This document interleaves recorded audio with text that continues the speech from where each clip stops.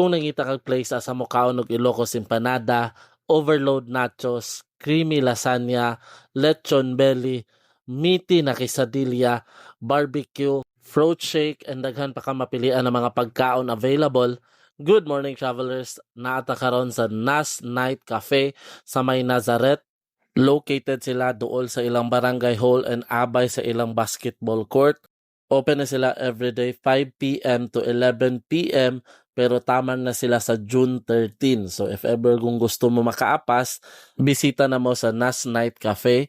And I think every night naa sila yung mga pa-program or naa sila activities kay kani siya na event is related ni para sa ilang coming na fiesta. So kung gusto mo food trip, daghan kay mo mapilian din kato mga trending na mga dry pusit, mga Korean na mga street food na apod din naapod sila a la carte, barbecue, and affordable na po ilang mga baligya din naapod sila mga only rice, rice bowl, naapod sila mga 1 liter na mga drinks and mga snacks. If nangita mo place asa mo food trip kuyog ang barkada o pamilya, itry na ninyo din sa Nas Night Cafe kay bibo kay sila every night and daghan jud kayo ka mapilian ng mga pagkaon. Hangtod sa sunod, kita kits travelers.